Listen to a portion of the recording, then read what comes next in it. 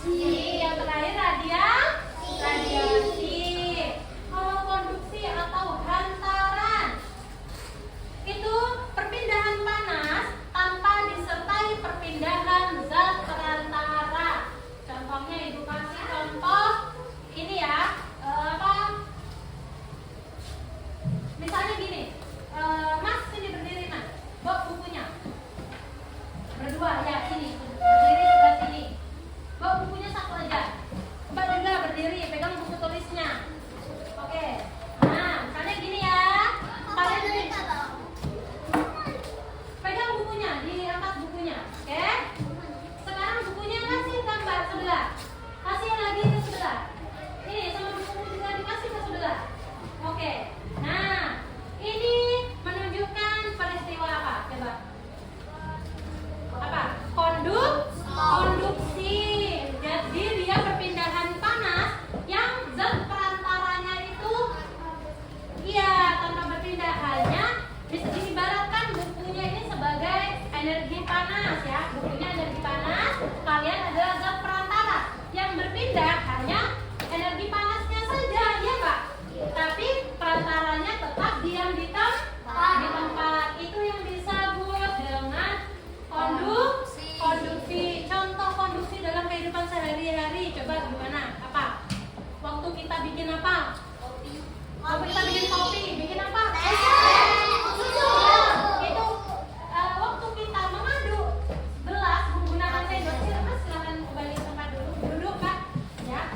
Nah, contohnya dalam peristiwa sehari-hari yaitu saat kita mengaduk gelas menggunakan sendok, maka air yang di dalam gelas itu panas.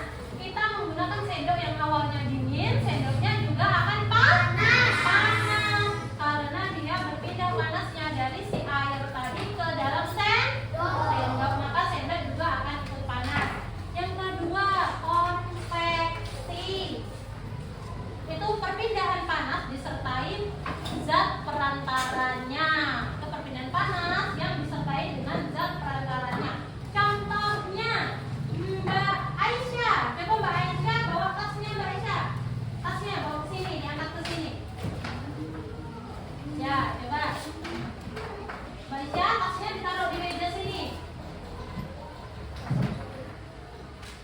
Oke, nah, Mbak Aisyah duduk. Mbak Aisyah duduk sini. Nah, kita ibaratkan tas ini adalah energi panas.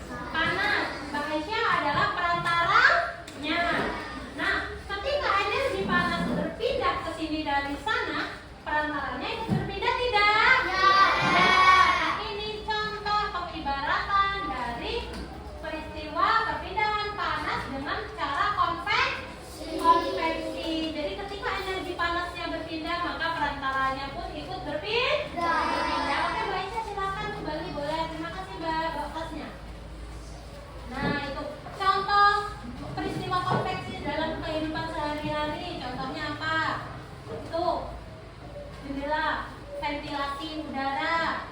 Terus apa lagi? Saat kita merebus air.